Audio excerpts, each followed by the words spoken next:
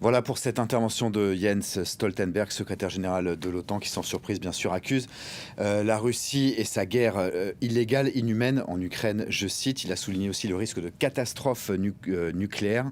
On va en parler avec deux personnes présentes sur ce plateau. Guillaume Lasconjarias, bonjour, vous êtes notre consultant militaire, historien militaire. Et Bruno Darou, chroniqueur international France 24. Bruno, je me tourne vers vous en premier.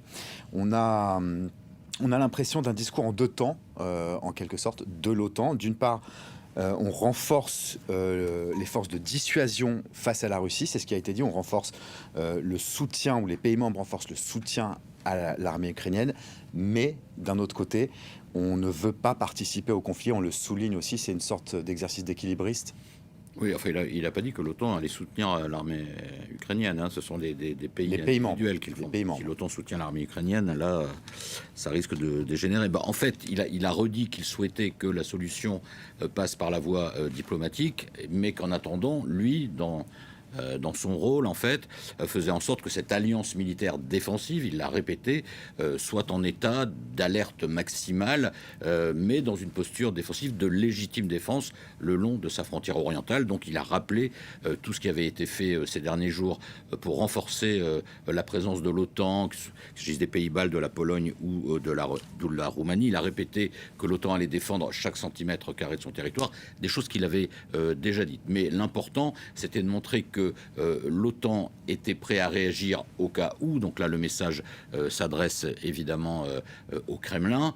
Et par ailleurs, il a répété aussi, et le message est également adressé au Kremlin, mais ce qu'on savait déjà, il l'avait déjà dit, mais vu les circonstances, il l'a répété, que l'OTAN n'allait pas intervenir directement en Ukraine, y compris sur la fameuse zone d'exclusion aérienne. Justement, Guillaume Lasconjarias, sur cette zone d'exclusion aérienne, c'était une demande de Kiev qui a été rejetée de manière assez claire par l'OTAN parce que trop dangereuse.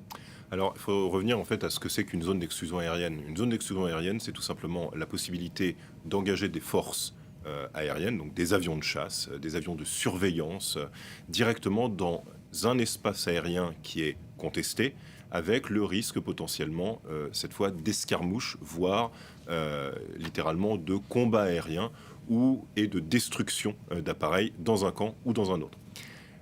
Le problème d'une no-fly zone, c'est que vous rentrez donc dans ces cas-là dans un autre espace aérien, en l'occurrence ce serait celui de l'Ukraine, et là vous devenez directement partie au conflit. Puisque si vous devez imposer cette zone d'exclusion aérienne, vous allez donc devoir faire face à deux dangers. D'abord, les avions russes, et puis ensuite les défenses anti-missiles et anti-aériennes russes aussi. Et là, ça rend les choses beaucoup plus compliquées puisque vous devenez partie au conflit, et c'est typiquement ce qui a été dit, l'OTAN ne veut pas. C'est-à-dire qu'on ne veut pas véritablement imposer ou mettre en place cette zone d'exclusion aérienne parce que cela, de facto, rendrait un conflit entre forces aériennes de la Russie et des pays membres de l'OTAN littéralement inévitable, avec une escalade. Guillaume Lasconjarias, parmi les choses qui ont été dites, donc, il y a une sorte de renforcement du partenariat avec la Suède et la Finlande, notamment un échange d'informations renforcées. Est-ce que c'est significatif ?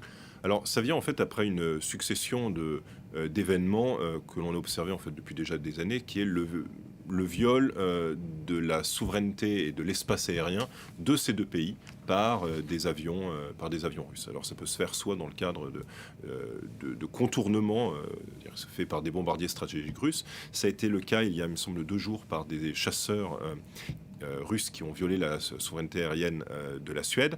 C'est un message très fort qui avait été envoyé déjà par Moscou en disant, voilà, si vous avancez trop en direction de l'OTAN, n'oubliez pas que nous sommes finalement aussi voisins.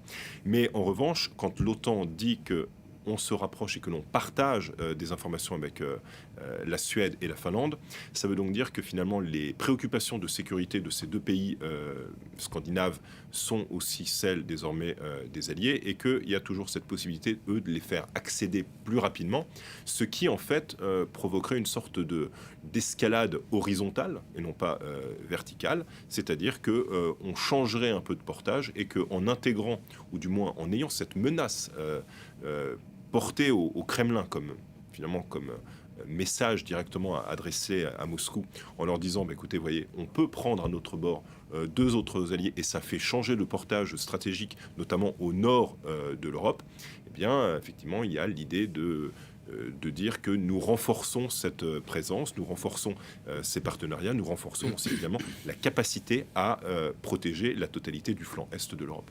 Bruno Darroux, c'est un vrai risque, ça, l'internationalisation du conflit, que ça déborde par la Suède, la Finlande? L'internationalisation, déjà la régionalisation avant l'internationalisation, mais je pense que même si d'un point de vue alors plus diplomatique, cette fois-ci, l'OTAN allait plus loin rapidement, on va dire, envers la Suède et la Finlande, par exemple, si c'était effectif que ces deux pays adhèrent à l'OTAN, ce serait interprété très vite par le Kremlin comme une forme d'agression ou de co-belligérance, et donc ça ne ferait qu'empirer les choses. Donc je ne suis pas persuadé, on n'est pas là. Je peux me tromper, je ne suis pas persuadé que ça se passe dans un avenir proche. Mais le signal envoyé est entre les deux, c'est-à-dire que, et puis ça vient aussi de ces pays-là, qui souhaitent approfondir leur partenariat avec l'OTAN pour que Vladimir Poutine entende aussi cette éventualité. Mais dans le contexte actuel qui est donc explosif, si vous me passez l'expression, ce serait pas une très bonne idée que d'aller provoquer Vladimir Poutine. Simplement, ça veut dire que si ça continue,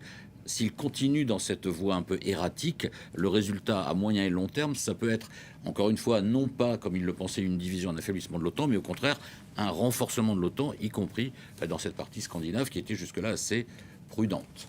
Justement, sur ce thème du renforcement de l'OTAN, on se rappelle la fameuse phrase d'Emmanuel Macron il y a quelque temps, l'état de mort cérébrale, c'est un état de fait complètement terminé. Là, l'OTAN est au centre du jeu. Alors en fait, c'est vrai qu'en l'espace d'une semaine, on remarque à quel point l'OTAN, que tout le monde critiquait et qui était en fait présent ou absent des débats, parce qu'on l'accusait d'être incapable de répondre à cette adaptabilité aux crises du XXIe siècle, et bien finalement l'OTAN ressort plus renforcée que jamais, avec quand même une interrogation, c'est toujours de facto cette capacité ensuite derrière à s'élargir.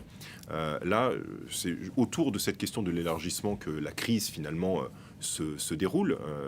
Finalement, le conflit peut être lu sous le spectre de la Russie contre l'OTAN et la Russie contre l'OTAN et les États-Unis. Donc cette vision-là, elle est très, très claire. Et finalement, ça montre bien que la garantie de sécurité, ce qu'on appelle l'article 5, la défense collective, qui fonde la nature même de l'OTAN, n'en est que plus importante pour les pays baltes, pour la Pologne, pour la Roumanie. Cette croyance en la solidarité entre la solidarité de l'article 5 et la solidarité de l'Alliance transatlantique, et le fait que les Américains viendront et défendront eux aussi chaque centimètre carré du territoire européen, eh bien voilà en fait ce qui garantit l'intérêt et la force de cette alliance.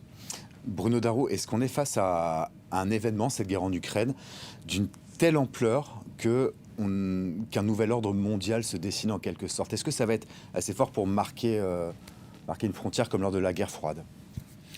Il est peut-être un peu tôt pour le dire, mais ce qui est sûr, c'est que certaines lignes sont en train de bouger.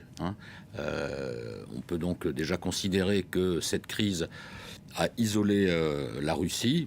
Est-ce que c'est durable ou pas, à voir également selon la durée du conflit, a permis à l'Union européenne d'effectuer dans certains domaines une forme de révolution copernicienne, notamment dans le domaine de l'indépendance stratégique, voire l'indépendance énergétique. Mais là, il faut traduire ensuite les bonnes intentions en actes. Ça, il faudra vraiment voir ça au cours des mois, mais de manière conceptuelle et presque philosophique, on va dire, l'Union européenne, en fait, s'est retrouvée au-delà de ces dissensions internes qui, pour le coup, ont été surmontées, et affirme désormais le fait qu'en tout cas, elle commence à considérer qu'elle doit être aussi une puissance militaire et une puissance énergétique indépendante et souveraine, et ça c'est quand même très nouveau. Et puis il y a l'OTAN qui se voit également renforcée en tant qu'alliance militaire, mais qui se voit un peu empêchée, on le voit, par le fonctionnement même de cette alliance, qui fait qu'elle ne peut pas intervenir dans un pays qui ne fait pas partie de l'OTAN, et qu'elle est obligée quand même, il faut quand même le dire, de laisser l'Ukraine seule face à l'agression russe. Merci Bruno. Et là,